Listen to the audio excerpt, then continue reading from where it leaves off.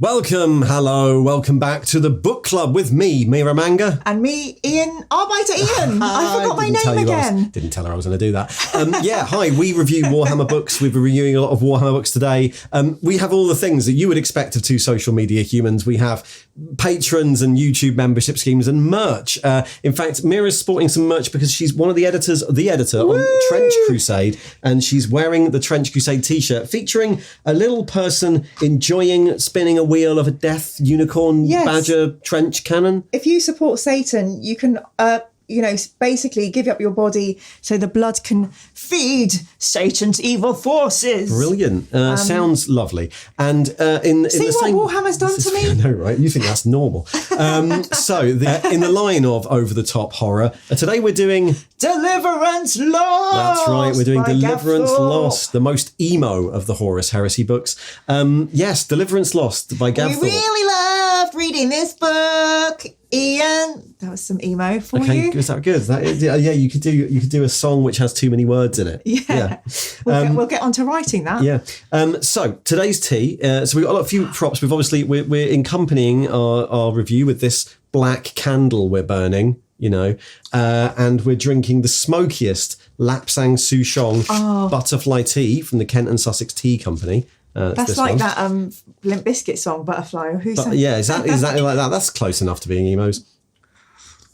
Limp Bizkit's weird. Where's Durst? Fred Durst's a cowboy now. Pretty weird. Anyway. Just to say, Ian always gets the most beautiful smoky teas.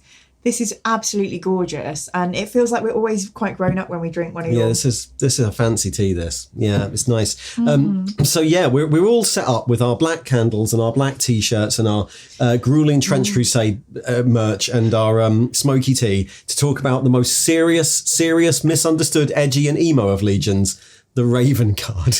One of my favourites now. Yeah, really. It's interesting. We'll get to the end of it. I'm going to be neutral. And then we're going to get to the end, and because we have very different opinions on what we think about this book. Yeah, we do. It's fair that it has divided us. But that's why I'm sugar and you're spice. Oh, right. Okay. Right. Yeah, good. Right. Do you want to do your thing? In a world where a traumatized legion desperately try and regroup after the massacre of Isstvan V, not is all as it seems, mainly due to the face-stealing of the bloody Alpha Legion. Fear not, though. The Emperor himself will show his presence and share secrets we have sought through the last 16 books and numerous short stories. Let's go and read Deliverance Lost. Yeah, good. Spoiler, they keep hold of Deliverance at the end. I know. It's not lost. Well, that's great because it would have been Planet Down, tick. Then the next Calf Down. It should be called Deliverance Not Lost. Deliverance saved by a margin. But also, we haven't seen, what's the thing called when they obliterate a planet? There's a special name for it. Exterminatus. We haven't seen that for a while now. Not since the very start. Yeah. Maybe we'll see some more. Okay, so we start this book with a brief reflection on the Raven Guard when they first brought Isstvan into compliance. And it turns out they're nice. That's the thing we get from this. They're very magnanimous. A nice guard. And then years later, there's an Isstvan drop site massacre. Corax and his gang are trapped on the planet. How easily you say that. There's an site. It just happens. It was yeah, it was a lot. That happens.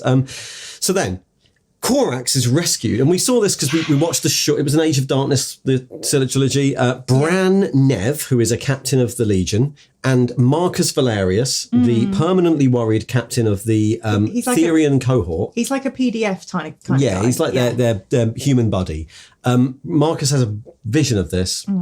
Yeah, he's a little bit psychic. They take the last ship. They get about to get caught by the World Eaters, but then it turns out the World Eaters have been infiltrated by the Alpha Legion, who let Corax get away. The Alpha Legion are all over the place in this book. They are everywhere. They've popped up again. I'm happy that they've popped up again, but I thought I liked them in Legion, and now I hate them. Yeah, we've seen them a bit since Legion. So we saw like their agent try and fuck up the farming world and all that sort of thing. But now this is like the next bit of their story. Yeah. So Corax and his gang have spent 99 days on the surface. He gets on the last ship with his mate Aloni, Tev, I think. Anyway, names in the Raven Guard's a bit weird. He came with 80,000 legionnaires. He left with 3,000. Sorry. Yep. He left with 3,000. Aloni. Such an emo name. Yeah. And he remembers he has this memory back to almost dying to Comrade Kurz. Yeah. And we see this from very rarely see Comrade Kurz. We saw this scene in the first Heretic. Corax was going to kill Lorgar, and Comrade came and saved Lorgar. Yes. Yeah. Yes. And then Lorgar's like, "Thanks, Comrade," and Comrade's like, "I don't give a shit about you. I wanted to fight Corax." Anyway, the Alpha Legion let them go, and then we also meet Agapitonev, who is Bran's brother, who's also a captain of the Legion. What's the chances? He was on the planet with Corax, and now he's very withdrawn and doesn't want to talk about his experience there. Yeah. Which is really interesting, red herring wise. Yeah, that's true. Corax, with only a few men left, for some reason dispatches with the normal company structure, and he reorganized them into units that I don't think make a lot of sense in terms of names. This is a bit superhero-y for me, but fine. If anybody clips our bye to Ian, get ready to clip now, because Ian's got a whole theory on the namings of these units. Well, I mean, right. So the quote is, including Bran's companies, he had little fewer than 4,000 legionnaires of various ranks and specializations. The majority had formed into the Talons, tactical companies under Agapito's command. The survivors of the assault platoons, along with dreadnoughts, have been banded together into the Falcons, led by Aloni Tev. Lastly, the handful of bike squad speeders and aircraft crews were put under the command of Captain Solaro Ann and are called Hawks. Yes. So. Because hawks fly. Yeah. But so do falcons. Yeah, they do. Yeah. And so I'm like, right, so you could have just had 4 companies, that's fine. But also, why have you called them a bird, and a foot of a bird? Why haven't you called them like the Hawks, the Falcons, and the Eagles? Or the Hawks, the Falcons, and the Sparrows? Or the Hawks, the Falcons... Like, why is it called Hawks, the Falcons, and the Talons? It makes no sense. No. Or the talons, the wings, and the beaks, or something like that. I would love it if someone knows the answer to this and they put it in the comments. You're like, why? That didn't take much thinking, did it? Gaff Thorpe. Anyway, I was like, right, why have you done that? That seems silly. Anyway. If you had to be in one of those, what would you be? Because I'm quite excited we've reintroduced Space Marine bikers. Oh, yeah, they were the last time we saw them was it Fulgrim? There's some in the Wordberry. Yeah, there's some. Yeah, cheers to the biker unit. Cheers to Space Marine Hell's Angels. So anyway, he does that for some reason. I'm not sure why. He could have just had normal companies, but fine. What's interesting, is there's only 3,000 Legionnaires. So the crazy idea is that he splits them, and usually in a Legion, companies are 1,000 Marines. So he's got 3 groups of Marines already, and his crazy idea is I'm going to split them into 3 groups of Marines.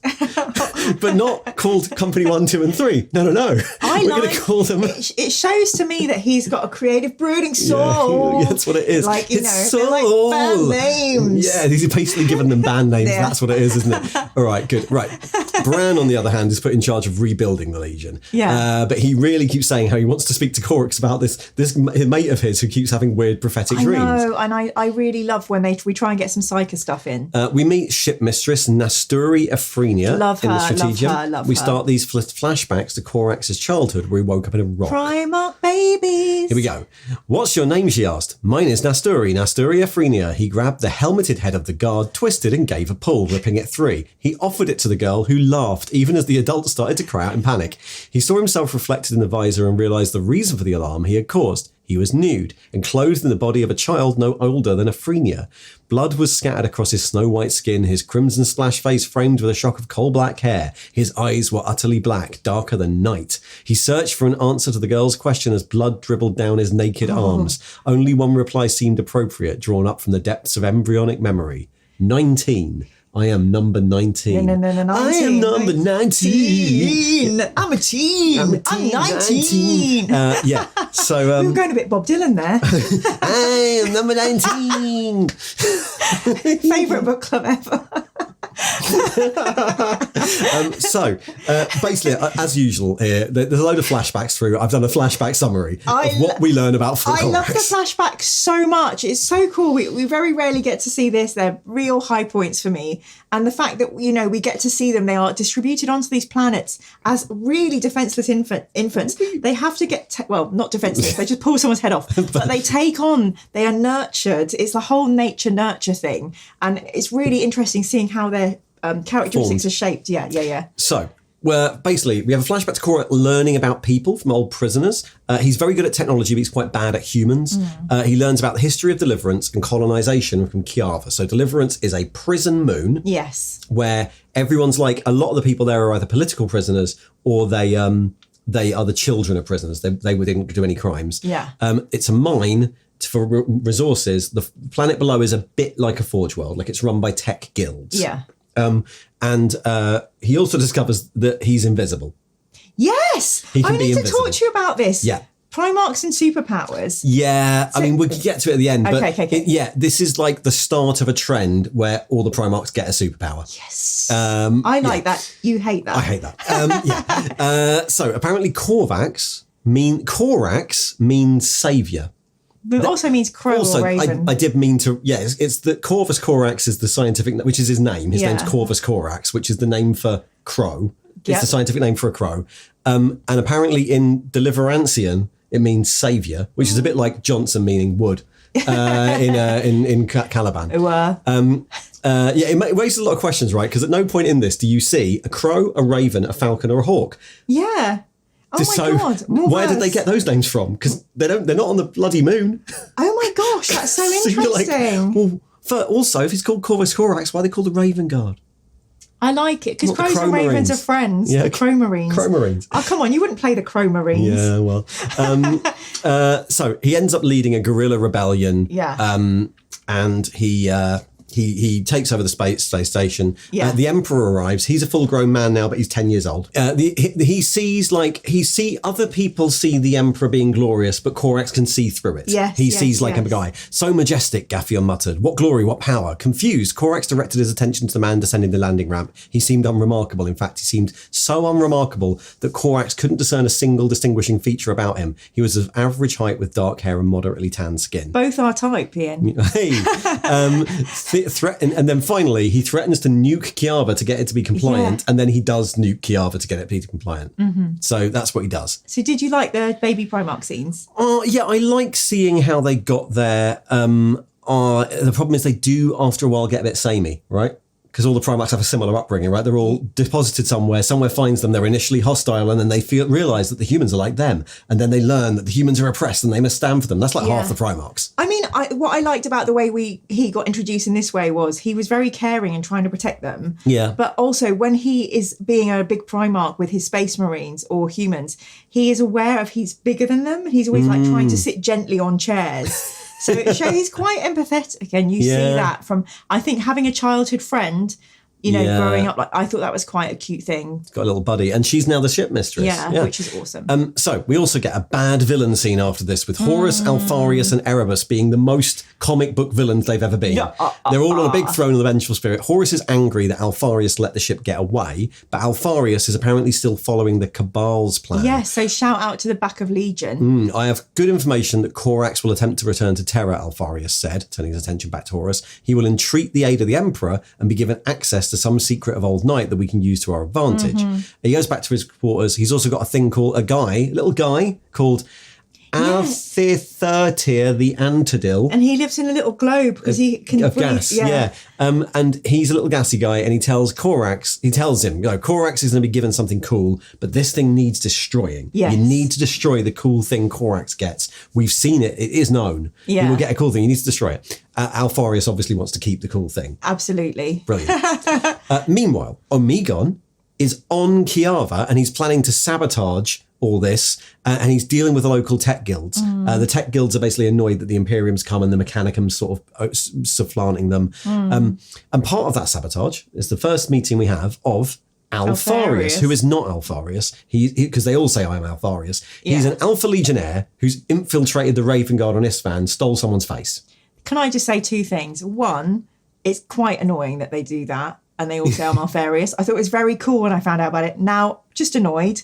Second thing, this is absolutely horrible. So it's such, outside of this, I mean, there's still body horror, but stealing someone's face and then you put it on your face. And some people were like, but Mira, didn't you know that Space Marines can eat stuff and absorb their powers. I didn't know that. Yeah, well, that's not been made clear to me. So, well, that's what they can do. It's they horrible. can nom someone's brain and get some of their memories. And is this all Space Marines or just... All Space Marines can do the brain nomming. Can you do that in a game?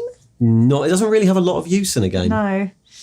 Yeah. Anyway, gross. Yeah, all Space Marines can do the brain nomming, and then they can steal their face, surgically implant it onto their own face, and then they can pretend to be that person with a reasonable amount of knowing a bit of the stuff they did. And nobody notices. Apparently not. They must keep their hats on quite a lot. He knew more about... So Corax spends a lot of his time brooding on his own on this journey back to Deliverance. Yeah.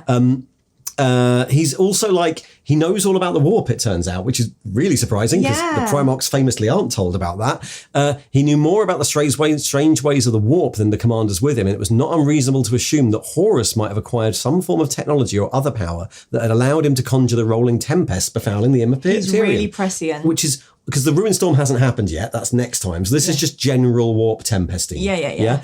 The nature of what that other power might be, the hints he'd learned from the Emperor and gleaned from his fellow Primarchs was best not shared. There's the possibility that this turmoil hampers our enemies as much as it does us, but only a possibility. I think we see how he knows so much more than his brothers when we meet him talking to the Emperor later. Yeah. He's a younger child. I think he's a little baby. One of the very last found. Yeah. And he apparently knows much more than the brothers do. Yeah. Which is weird because in Magnus's book, Magnus knew the most. Yeah. But not enough to not barge in and ruin everything. Well, also, I mean, I suppose the Emperor tells all of them, hey, look, the warp's out there. It's full of horrible people and don't trust it. And it's very dangerous. Don't go looking. Your job is to conquer real space, please. And everyone sort of goes in with that. We don't know how much more I mean, that might be all that Corax got told. But anyway. So Bran and Agapito are arguing. Agapito doesn't like that Bran's hopeful. Agapito's come back going, we're fucked. This is pointless. We're fucked. Don't give Horus Corax hope. And Bran's like, we can rebuild. I'm in charge of new recruits. I thought it was quite interesting because Agapito represents all the trauma that he would have seen on Isstvan. Yeah. So, that's quite... I thought that was a really good counterpoint for each other. The big plan is basically given out by Corax, who does a big old speech. And generally they're all very we're going to fight to the last man. Whoa, we'll never give up. They have got good bonding. But their plan is basically, I'm going to go back to Terra and report this and also let people know what's happened and try and find some way of rebuilding the Legion. They reach Terra. So excited. I love when we go on Terra. The Imperial Fists are fortifying Terra. So they're stopped by the Imperial Fists. Who inspect the ship, and it's very tense. Imperial Fists are so smarmy and horrible. They're officious. very officious. They're very we're going to do this. They inspect the ship. They're not sure about Corax. There's this tense moment because Alfarius might be revealed. But Alfarius, that's a legionnaire. But he doesn't. Corax, basically, this goes on for ages, and Corax basically phones Dawn and goes, it's me, let me through. And Dawn's like, all right, fine. Sorry, I think Bogey flew out at my laughter then. It happens. So basically, Corax gets to Terra and he meets Malcador the Sigillite. Malcador! Yeah. Yay. And Dawn, and he meets them in this this room full of old shit, like the Titan rover, and the Rosetta Stone and things. They've got So it's cool. basically where Malcador's been keeping all the relics of humanity. Thank God someone's done that. There are not only those like yourself who escaped the ambush, the Sigillite continued, but also brave warriors who've recently arrived from within the traitors' ranks, and you can be sure of their loyalty, misdirection, and falsehood. So what should I do for Chorus? And you can be sure of their loyalty, misdirection, and falsehood seem to be Horus's primary weapons at the moment. We are convinced You said you hate Batman. We're convinced that their continuing support for the Emperor, said Malcador. They have a very important role to play in the waging of the war to come. So he's talking about Garrow. Oh. Who's just come back, yeah. Yeah, poor Garrow. So Malcador's like, the Emperor's not going to see you. He's way too busy fighting a different sort of war. Yes, which and that we made me really later find sad out because about. Corax is just hoping to see Dad and get everything sorted out. And then Corax goes to write his report in a Primarch-sized apartment looking over an inner sea under the palace. And it turns out they've all got these. Did you love this? So this is one of my favourite moments of the whole heresy. The Emperor around this inner sea built 12 apartments all facing the lake. So 20. 20, yeah. So he was hoping the Primarchs would grow and live together. They've got their own room to come back to. They're like granny flats. So cute. Yeah. I love it so much. gonna write a fanfic where they're living together and they like go sailing on that. That's what they were going to do after the Great Crusade, was like a soap opera based like real world show where they all get to live together. Anyway. Please let Amazon be doing that. Anyway, so Malcador's like, he definitely won't see you. Corax writes a report, and then the Emperor sees him. Yeah. You wish to sacrifice your legion, the Emperor said, genuinely surprised. In what cause? I do not do it out of woe but necessities, explained Corax. I must atone for the failure at Isstvan, for it will tear me apart as surely as my wounds did, if allowed to fester in my heart. I'm reluctant, but you have my trust, Corvus. I will grant you a gift, a very precious gift. You can guess which one is the attractive one. Great. The Emperor, right? Corax, basically. There's this whole thing, but basically the plot is Corax is given the secrets of the Primarch project. Yay! How Primarchs are made. They have to go to a secret labyrinth to get them. And the Emperor helps them. Yeah, well, sort of, yeah. He swears to destroy the data if the enemies learn of it. Of course, because he's Corax, he's already completely understands it. So there's all that thing, he's like, oh yeah, well, of course, I looked at it and then I completely understood it. Yeah. In order to get it, they need to go through the game Knightmare. And they have to go through a labyrinth where all these... Sidestep left. Yeah, it's that. Basically, he's in the control room doing sidestep left, walk 3 paces forward to a load of Space Marines. Spellcasting, E-M-P. It's that. And it only wins because he's so good at it. It ends in a locked door you can only open with psychers. They don't want to break the Emperor's rules about no psychers. And then the Emperor just turns up and is like, yeah, don't worry about that. I'll open the door for you. Oh my God. Can you imagine if the Emperor turned up for you? You would feel so validated. I don't know. I feel like this is a bit of a plot point that goes nowhere. You're like, why are we doing this? The plot is it's very difficult to get in and you can't get through the door and there's a labyrinth. And the solutions are be Corax and have the Emperor open the door for you. I thought it showed I get it, but I think that it showed just how terrified the Emperor was of anyone finding that tech. Yeah. Like it was so locked up and it was really hard for a whole legion to do it anyway. So perhaps I thought it was like you would never have been able to open it unless the Emperor had helped you and it was some kind of test, but yeah, maybe. I don't know. I mean, it's definitely very well protected by people because no one in this era has ever seen the game Knightmare. No. So, yeah. So the or plan Nightmare is... Live, which I missed at game. You missed it game, yeah. I missed it this year. Because of awful Lord Fear. You know why. Oh, yeah. So the plan is to use this new info to make new Marines that are even better than normal ones, but in way less time so they can build the Legion up quickly and then do this. We get the start of this recurring theme, which is Corax is like, yeah, let's do this. And all his captains are like, that sounds like it could be a bad idea. And Corax is like, fuck you, do it anyway. I mean, the Emperor is giving him this for a reason, right? But he's like, yeah. I don't think it'd be a bad idea if you didn't have all the bloody Alpha Legion strewn about your crew. Messing around, yeah. Meanwhile, sad Marcus Valerius goes back to Therion to raise a new army. Yes. Nothing really happens. It's tense. He has to go and ask his dad and he's like, oh no, they're not going to let me have another army. And then his dad's like, yeah, you can have another army. I feel a bit like he's kind of almost like a Cassandra. Prophet but powerless kind of thing. Amigon also does some plotting with a Magos called Unithrax, who hates Mars. Part of the bargain agreed with the War Master was for the Alpha Legion to spread disinformation ahead while seeking new forces for Horus's cause. Which we read about in Tales of the Heresy. In Tales of the Heresy, yeah. It was a mission Alfarius and Amigon were well prepared to undertake. On many other worlds, Alpha Legion operatives and legionnaires were already sowing discord amongst the Emperor's followers and stoking thoughts of rebellion.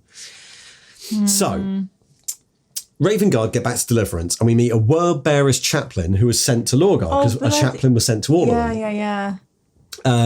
Again, and this is one where like it's the same thing happens again.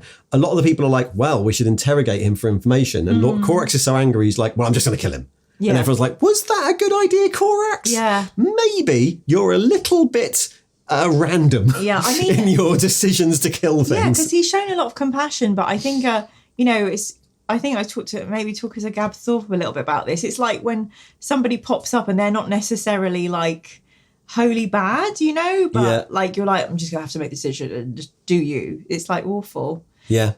But I think that was to kind of show Corax has this steel about him, which was surprising to me because he's been quite a squishy Primarch so far, which I like. I suppose so, yeah.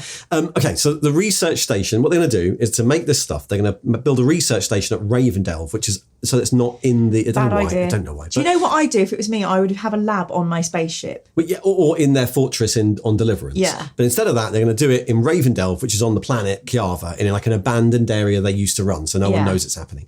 And the squad they assigned to transport all the samples there is Alfarius's squad. Awful. So he goes and does that. He starts patrolling and stuff like that. Also, the new chief medic, Vincente 6, From Motley Crue, is in charge. He's actually from the old Visions of Heresy book. That's a name gleaned from that. I think Solaro Annas as well. And there's a guy called Binault, who's the tech marine, and they're going to like work on how to do this. Binault. There's some trouble with genetics, but Corax basically solves it. He's like, yeah, I understand this. And they implant the first new recruits. And they do it in a few different ways. So they do some, and they seems to go through well. Yeah. So then they implant the next batch, which includes 10-year-old Navar Hef. Is this going to come up again? Yeah, he's going to come again. So, and also Corax is constantly through this is like, we need to speed up. I don't want to wait for trials. Just do it. They're doing sprints. There's also at some point in this, they do animal testing. So Peter aren't going to be happy with any of these people. They do animal testing of the gene seed on animals. Which is mad. Right? Because it's not going to work. And it doesn't work. And all the animals get horrifically mutated. And Corax is like, yeah, well, don't do it on animals. They have like space marine dogs and... No, they should. No, they don't. They should do that. Yeah. Well, the space wolves, you mean? Hey! Anyway, so they do it. They trial out, for some reason, they trial the gene seed on dogs and it doesn't work. They all turn into horrific mutants. And then Six and Bino are like, maybe we shouldn't put this in these 10-year-olds. And Corax is like, no, dogs don't count. Put it in the 10-year-olds. Bless the 10-year-olds. Yeah. You forget how young they start the Space Marine program. Amigon gets all this info from his source, but then we find out that his source that he's getting the info from of what the Raven Guard are doing is in like high level command. And it's then makes you doubt all the characters you've met so far. Because you met loads of captains. Bran also notices some weird transmissions which have Agapito's cipher on them. Oh, maybe that's why he's so reserved and doesn't want to talk. It's because he's got a wrong face on. But I don't trust any Black Library author now. I'm always like second, triple, quadruple guessing them. Could all be Akbarius. Yeah. This starts a whole plot line that runs through the second half of the book where we don't know who the traitor commander is. Horribly tense to read. I dislike that so much. Meanwhile, the new recruits are getting trained. Alfarius is one of the squads assigned to train them, including Hef. And what's interesting is Alfarius starts to have second thoughts about the betrayal. I know, that gave me hope. Yeah, it doesn't go anywhere. But the 10-year-olds get ready and they win against the old Legionnaires. Yeah. And Bran names these new recruits the Raptors. How do you feel about that, Ian? Well, it's confusing because there's already a chapter in 40k that are descended from the Raven Guard that are called the Raptors but have nothing to do with these guys. Interesting. It's a different Raptors. So they're 40k Raptors. Also, we know that Raptors is a category of bird, not a name for a bird. So we've got the Falcons, the Hawks, the Raptors. I believe one of those might be Raptors. And then the Talons, which are their feet. Okay. Nah. Poor Okay, Ian. fine. This makes no sense, but fine. Alfarius is there. He's like, oh, it's a shame that this kid would be killed along with the rest of Raven Guard. Alfarius felt uncomfortable at the thought. More than uncomfortable, in fact. He was not sure how he'd divine the emotion that made his chest a little tight as he watched the Novitiates continue their weapon practice. Guilt, perhaps? It was certainly not a sensation he'd ever felt before, and Alpha Legionnaires did not like it at all. No, but I think this was really clever writing because you were hoping, he's going to turn. Yeah. But what I learned at the end of this is you can't ever trust anyone from Alpha Legion. I think in this book, there's a lot of things that are dangled in front of us and we're hoping that then don't happen. Imperial Fist Captain Norrees, who was doing the search in Terra, turns up out of the blue with a big shipment of Mark 6 beaky armor. I was so excited when I recognised that as beaky armor. He's like, look, it's been introduced because it was about to be introduced before the heresy. So everyone's got it, but we thought we'd bring you a load because you field tested it. That's why it's called Corvus armor. I'm quite impressed that I now know enough about the different niche things armors. like that. There's always been a thread throughout this. You know, I think in Mechanicus, the book, they were trying to serve. Horus was sending his legions good stuff. So now you're seeing how the loyal legions are getting theirs delivered. I like that they're looking at that detail. Mm-hmm. So then they're going to test the Raptors out. So Bran takes his new Raptors and he leads an attack on a station called Cruciax. But they're kind of too impetuous. 14 of them get killed, which is considered an awful lot. Yeah, because they're 10-year-olds in their brains. And Agapito's like, you shouldn't be deploying this. And yet again, Corax is like, it's fine, shut up, make more. Yeah. Yeah, so Corax is like, no. He actually immediately wants 5,000 more straight away, and everyone's like, what? Where are we going to get the kids from? How many did he lose at Isstvan? 77,000. So 5's not... but where are you going to find... quickly, find me 5,000 10-year-olds now. Oh, gosh. Yeah. Shopping list. Yeah. So everyone's out there stealing 10-year-olds. They're also like, yeah, everything has to make Thunderhawks. Any weapon shop has to make more armor. We've got 28 days. In 1 month, we're going to go to Narcissus, where the Emperor's children are, and we're going to attack the perfect fortress, which, as you can guess, is quite hard. Yeah, so that's the Emperor's Children's main... It's one of their... It's a big garrison. It's not Castle Grayskull. No, but it's one of their big, like, perfect... Yeah, anyway, right, so, fine. Unitrax then gives Amigon a thing he's made, which I have called here a gene seed fucker. This is so diabolical. I hate it so much. Just trying to take out the whole legion with horrible twists. Oh, the virus will mutate the gene seed from within, and it will appear to be an unforeseen side effect of the implantation process. Unless they specifically look for the viral contagion, they'll find nothing that cannot be explained by a random mutation. I will consider it, said Amigon. What will my agent have to do? Oh, yeah, the viral agent uses modified demon blood. For flip's sake. What, says Amigon? You're exposing my operator to the taint of chaos? Don't expose my taint. Jeebus crackers. To cover this... To cover this, there's an attack on Ravendell by the Tech Guild and the Alpha Legion because it was very silly to put it on the planet. There's a lot going on. Yeah. Hef and the Raptors... So, Hef and the Raptors... go into battle against the Tech Guild, but they go crazy and start mutating. Yes. I mean, we've seen this before with Thousand Suns, haven't we? Where their mutation is unleashed. Some sort of warp mutation. Apparently, Agapito has altered the Gene Lab data logs when Bran investigates, and everyone thinks it's him. No. But then, basically, this is the final set piece battle. Yeah. Agapito's flying down to the planet. Everyone's like, he's flying down to the planet. He's the traitor. He fixed the logs. But then we find all these people reveal themselves as being an operative. And it's Sergeant Nestil, who was Alfarius' sergeant, Alfarius, and Solaro of the Hawks. So crazy. I mean... Everyone's an Alpha Legion. There's one minute where I think... is it the one we've been following all along? And you just see him as he turns, and it's like a complete... Like all the hope that's been scattered, like, oh, he thought they were brothers, he was teaching them new moves, you know, he was just pure evil the whole way through. And they've got code words to recognize each other, so they've got like they have little blops. They're trying to figure out who the other. They know they get sent like who the other Alpha Legionnaires are. And they're like, the Falcon flies at midnight or something. Yeah, there was some, good. Cool Latin word, wasn't there, for... Oh, yeah, I can't remember what it is there. Anyway, we should have made a note. Tell us in the comments. So, what happens essentially in this big battle is Solaro and the other traitors kill Vincente 6 and steal all the data, but Hef and the mutants get released and go and kill them. Yeah. So no one's left. They throw the data. The last survivor throws it in like a locker. 3 of the traitors try and get to the Thunderhawks, but they're faced with Agapito, who's just got out of his shuttle with a las cannon. Love the las cannon. And then he's got a bomb, and then 20 custodians are with him. What a shopping list. And everyone kills each other. And in the end of it, basically the gene project is ended. The mutant raptors are kept. They're like, you were loyal, you're still allowed to serve, which is not going to tell anyone about you. They test everybody in the Legion to make sure they're actually Raven Guard. And Amigon sneaks into the wrecks of Ravendell, finds the locker with the data in, and escapes with it. Now it's out there. Yeah. And then Corax does this big speech. Yes. About like how the Raven Guard are going to spread hope across the Imperium, which is odd because the entire book so far has been like, don't hope.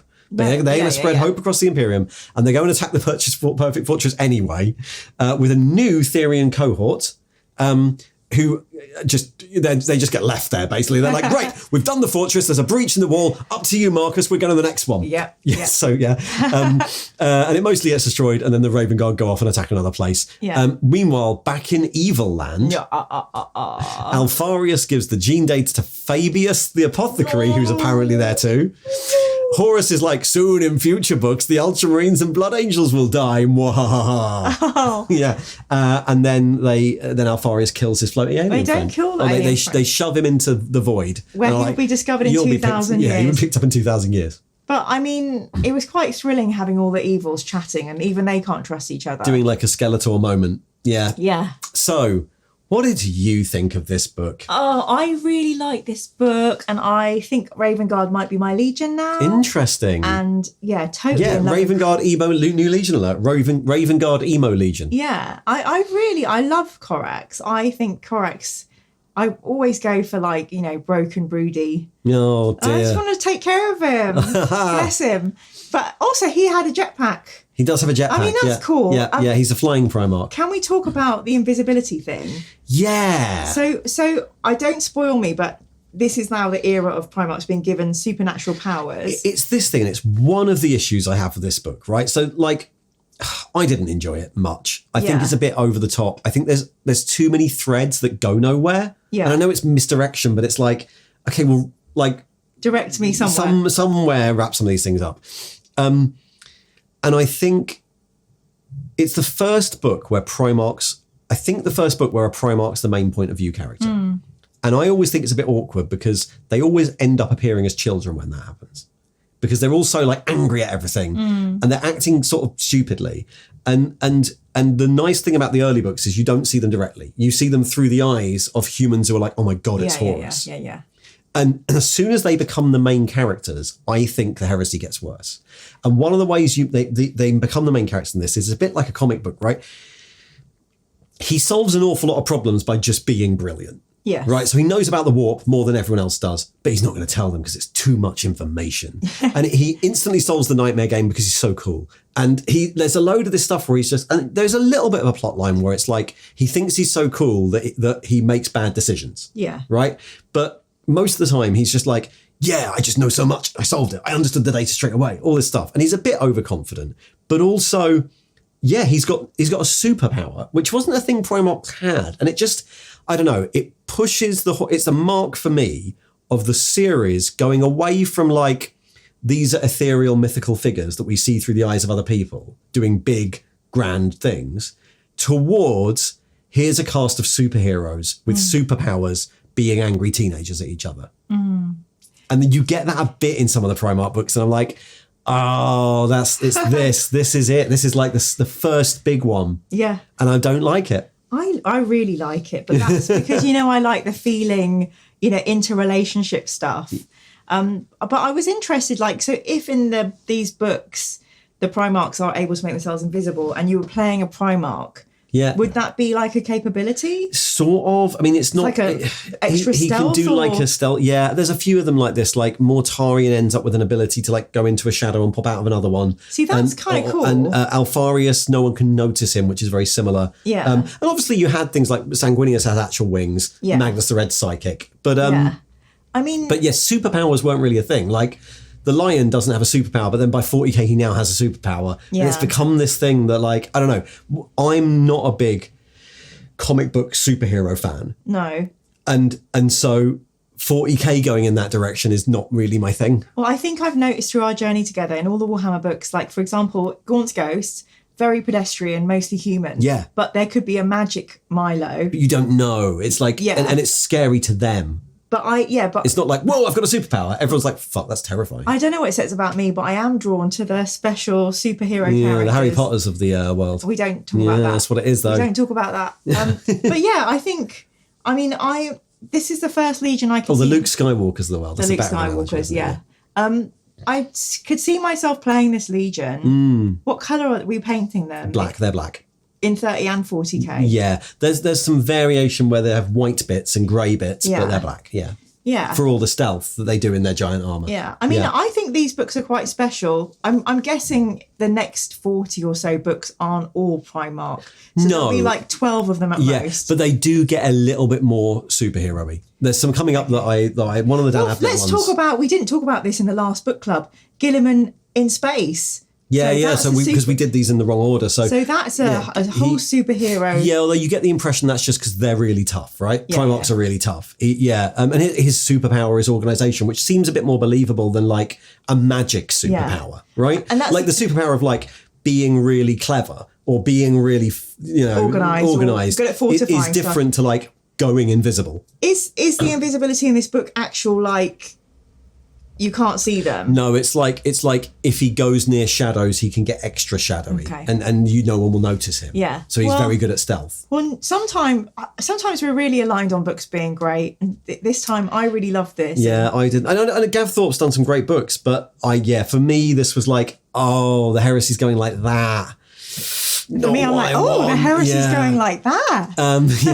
Also, Valerius, I find a really weird character. Like, he's a really weird character because he's permanent. It's not a problem having a human character who's like permanently worried and permanently unsure of himself. But he's the overall general of an entire planet's army. And it's a really weird characterization for that. I just thought, for me, I kind of took that as a representation of how I would feel as a human. Yeah. Watching these bonkers Primarchs, like, okay, we're going to smash up this planet. We're going to, put all demons up all of these people. But I get what you're saying. I mean, like in other worlds, we've had like other heads of the army in other books we've seen, and they're always like grizzled old veterans who have gone through decades of Astartes bullshit.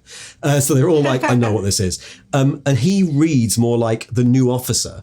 And maybe that's because Therion seems to be like a hereditary monarchy, so he's just in charge of it. But it feels weird that he's like, if he was like the captain who happened to be stationed back on Deliverance, and therefore he's like a mid-ranking captain, young, and he ends up going along with Bran because they're the only people who have to save him. I think that would have worked better. Him being head commander in general of a planet feels the wrong rank for his characterization. Yeah. Well, I mean, I got a lot out of it just because it was like, trying to live up to his father's standards and blah, blah, blah. We have questions on this. Oh, sugar. Yeah. Let's go. So, what does Mira think of Corax's friendship with Agapito and Bran and his relationship with Nasturi? Oh, I love it so much. This is, my niece has showed me, this is how you have to do hearts now. Okay. If you're Gen X. Is that? We did this. Is it? I didn't do any of these, so yeah. So what's this one you're doing? I don't know. This is the young people. Well, it's because I'm an influencer, so I know this. So basically, I felt really.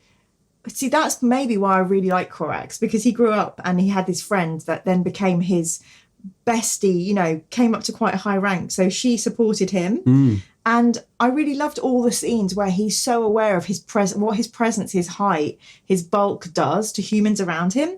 We don't often get to see Primarchs who are that kind of empathetic to their humans. And I felt like the way he discussed things was way, it was just really nice. That's why I really like Corax, the way that Gav's written his relationships. It does have a really weird thing here, though. Right at the start of the book, Bran's really worried about he has to tell Corax about Marcus's visions, because this is a bit worrying. You know how everyone feels about psychic powers, especially because that comes up. And it sort of just doesn't really go anywhere. Yeah, but I wonder if sometimes they have to write that stuff in to remind us or echo what's been going on. But isn't there something, I can't remember if it's this or No Fear, but there's something about how clever it is that they tricked the Emperor into doing the Council of Nicaea, and then all the psychic protection that could have helped them is gone. Wiped out. Yeah. So sorry. Rob Sothoth says, I think the best aspect of this novel is that we, the readers, know the Raven Guard have been infiltrated, and we get POV chapters from Alpha Legion agents, but never enough to identify who in the Raven Guard has been replaced until the heel turn happens. Yes. A bomb going off at the table surrounded by characters is startling, but the audience knowing the bomb is there and ticking while the characters don't is the definition of suspense. Do you think that part of the novel holds up? Yeah. I mean, this was always great. It was always very vague. So the idea that Corax goes back, he gets given something, and he tries to like hothouse Astartes. Yes. It was very vague, right? He got given he tried to speed up the Astartes making process. Yeah. The Alpha Legion sabotaged it. That's kind of all that was written. So the bit where he's like, the conversation with the Emperor, the vaults under Terra, the fact that it's the Primarch project, I think there's a bit of a weird question where they're like, presumably if the Alpha Legion hadn't been involved, Corax's project would have worked. Which would have been lovely. But if it's that easy for Corax and a Tech Marine and an Apothecary to get the data and immediately make much faster, much better Astartes, why weren't they doing that? Well, the Emperor's got a lot on his hands at the moment. But from the start, why didn't they do that the first time they made Astartes? Why haven't that always the way? If it's that easy to just go and get the data and then within a month make faster, better, more powerful Astartes, It's that simple. Well, they did say... Wouldn't they do it? They did say once this tech gets out, everyone's massively effed because there are now baddies. I don't know. The baddies might... Yeah. The Emperor might have thought we shouldn't have done this. But what I will say is, reading a book like... I mean, I always prefer to watch series, for example, that I know each episode will have a happy ending. Yeah. I hate infiltrators. I hate spies. I hate sneakiness. But the way that Gav writes this, you're constantly turning the pages. So... I think it's brilliant writing. I think some of the threads could not be sewn up because they were sewn as red herrings. But I also, yeah. James says, would this be a good continuation of the story of the Alpha Legion? Were you glad they reject the Cabal? You answer first. I don't mind. I would have liked the Cabal plot line to carry on longer. I think they could have made a bit more out of it rather than book 1, it's introduced, book 2, fuck them. So I would have, I don't really care whether they're on the side. The interesting thing is we still don't know what side they're really on. Yeah. But I would have preferred that to go on longer. As it is, the Cabal sort of stops here and then gets introduced later, but I would have liked it to be more built out. In terms of the story of the Alpha Legion, yeah, fine. This makes this is a sensible thing. Again, we knew they had to do it. Yes. This makes sense why they're doing it. Okay. I was really sad the Cabal got pushed out early as well, because that's so intriguing. The same with the Perpetuals, Cabal. It makes it feel much more of a space opera. It makes it feel much more of a setting as well, because it's one of the few ways the Xenos are involved in this. Yeah, because we still haven't seen an awful lot of Xenos. Obviously, it's the Primarch stories, but yeah. Bring back the Cabal. Phil says, in addition to pitting the two sneakiest legions against each other, Deliverance Lost also marks the 1/3 point for the main Heresy series. Wow! Yeah. Yay! Who have you been your favourite Horus Heresy hostiles and homies so far? Most compelling rivalries, best friendships, most tragic betrayals. Wow, we should do a whole episode on an award ceremony. Yeah. Oh gosh, okay. Favourite Horus... rivalry. Gosh, I mean... I think there's a lot of snark that I'm enjoying throughout. I think Lorgar does my head in. I think we still haven't seen enough interaction really between all the brothers.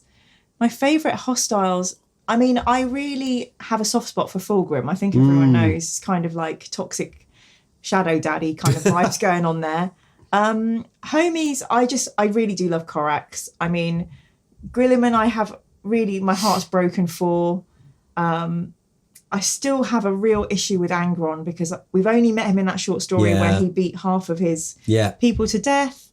But yeah, Erebus, I didn't realise at the beginning how much I would hate. Yeah. I think that's it's interesting, isn't it? Like tragic betrayal. Like I still think back to the first books and go like, you know what? Sindaman, Keeler, Chiral Sindaman, Keeler, Ignace Carcassy. Like these are like, I quite like those humans are like the really interesting ones. I think maybe